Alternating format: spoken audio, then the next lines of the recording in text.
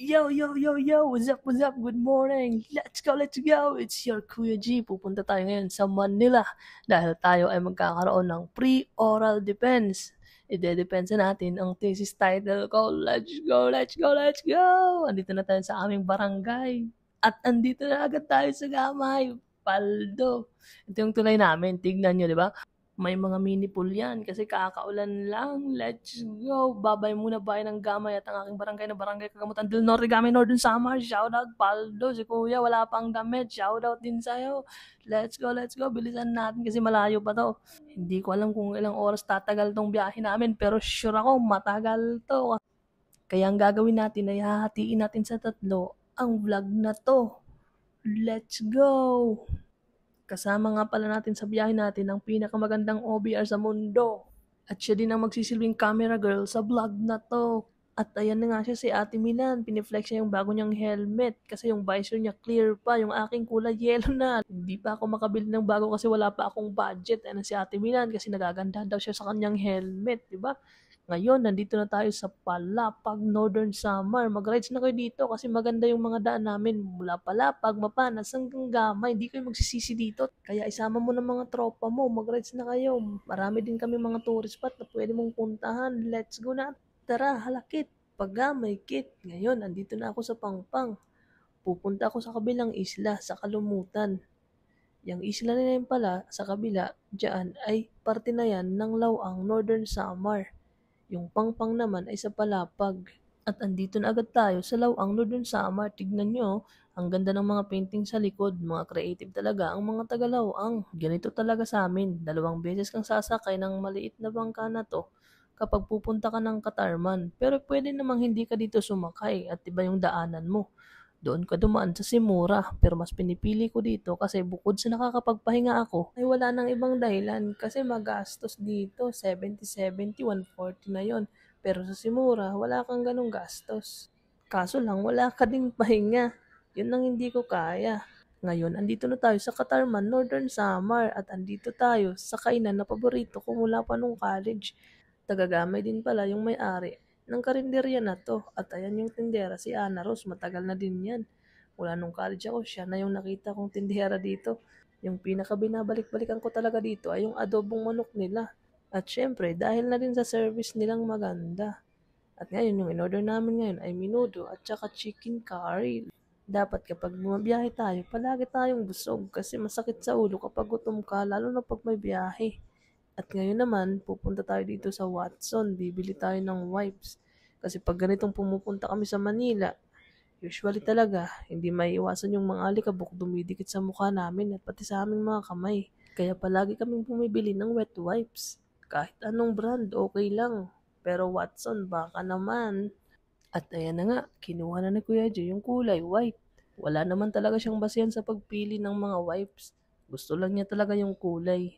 Kaya ayan, goods na daw. Pero wait, ayan, tumitingin na naman siya. At yun na nga, kumuha na naman siya ng isa kasi kulay green. Ano kayang pipiliin niya? Kulay white o kulay green? Ayan, dalawa na lang daw. Goods na daw yung dalawa. At dito naman ay binabayaran ko na yung binili ko. At mukhang kukulangin pa atang pera ko. Patay tayo dyan, pre. Pagkatapos sa Watson ay diretso na tayo dito sa Mr. DIY. Bibili kasi tayo dito ng power outlet na cigarette type para sa Bergman natin. At ayan na nga si Kuya G, nakasakay pa, hindi pa siya makababa. Ang dami niyang dala, tignan nyo, helmet, 2 bag, ang lalaki at meron pang isang bag. Mukhang may laptop na dala si Kuya G, mag-i-edit pa ata, magdi-depends ka na, mag-i-edit ka pa. Ako, lagot kang Kuya G ka. At dahil nakababa na si Kuya G, lalakad matatag na yan papasok sa loob. Tingin-tingin muna sa guard kasi mag-aas tayo ng permission kay Kuya Guard kung pwedeng mag-video at sabi niya okay daw kaya let's go. Dito na tayo sa loob ng Mr. DIY. Maganda dito sa loob at kumpleto sila ng gamit sa mga power tools, pwede sa sasakyan, sa mga motor nyo, panglinis, kompleto sila sa lahat ng mga gamit sa bahay. Kaya ako palagi ako dito bumibili. Ayan, tingin-tingin na si Kuya G, sayaw-sayaw pa. Bang, bang, bang, bang, bang, bang, boom! Wait! At ayan na nga, nakita niya ni Kuya G ang hinahanap niya. Dapat yung mabili natin ay merong pang charge sa iPhone na ginagamit natin pang video. At after ko nga magbayad doon sa DIY, may naalala ako, hindi pa pala tayo nakabayad dito kina Ana Ros. Patay tayo, pre.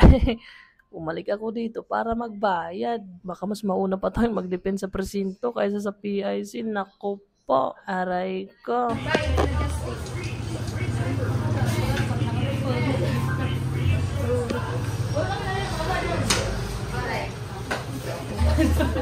Video ya kay para.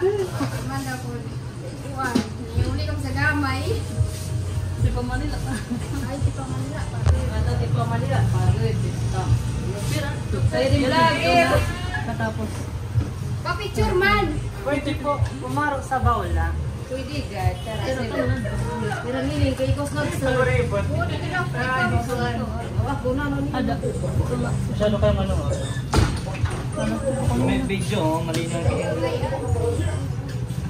Kuan pa. Tapos tulo na load. Maray. Chicken curry, tulungan si Bendy. Ako kailan ng drum.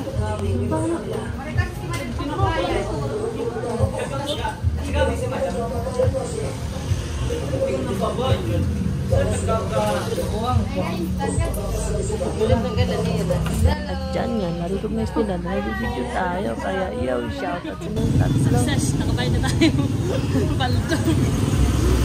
Bago nga pala kami umalis ng Katarman, ay dito muna kami sa Petron, Dalakit Branch. Nagpagas muna kami. At dito nga, ay tapos na tayong magpagas. Ibinabalik ko na yung bag ko. Tali-tali muna tayo dahil wala pa tayong top box. At kung makikita nyo yung bag ko, ay sinupot ko na din kasi kaninang umaga ay maulan sa amin. Pero dito naman sa Katarman, nakikita nyo naman ang blue ng langit. Hindi ko na din kinuha yung supot kasi baka mamaya umulan na naman. Sa paglo-long ride, hindi lang talaga dapat yung motor yung nakakondisyon. Kailangan tayo mismo ng mga driver, nakakondisyon tayo. Ugaliin natin na matulog ng mabuti bago tayo mag-ride kasi delikado kapag naaantok tayo sa pagbabiyahe. Malaki kasi yung tendency na baka matumba ka sa daan pag nakaidlip ka.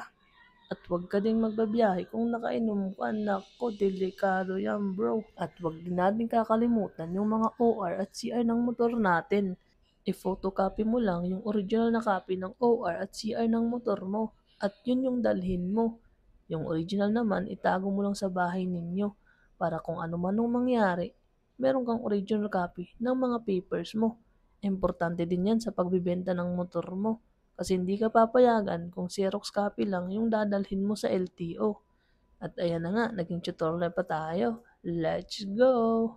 Photocopy lang din ang binibigay ko kapag may mga checkpoint. Hindi naman kailangan ng original. Ang importante, safe yung mga original paper ng motor natin.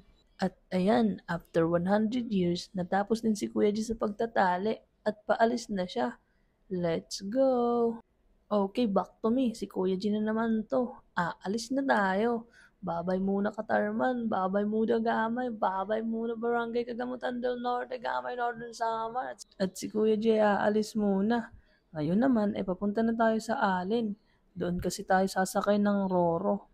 Target kong pumunta at mag-try sa Fast Cut Port kasi sabi nila mabilis daw yun. Mas mabilis pa sa reply ng jowa mong may kachat na ba? Aray ko. Huwag din nga pala natin kalimutan na palaging mag-helmet pag may rides tayo kasi napakahalaga niyan.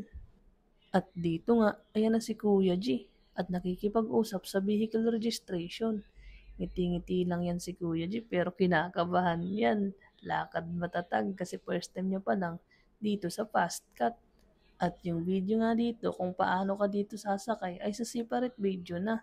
Dito muna tayo magtatapos. Ayan, at tapos na nating bayaran lahat ng bayarin. Follow nyo ko kung gusto nyong malaman kung paano mag-full process dito sa Fast Cut. At maayos kayong makatawid. Mag-upload tayo ng video para sa process kung paano tayo makakasakay. At andito nga tayo ngayon, malapit sa toilet sa labas. Kaso hindi namin kinaya yung init.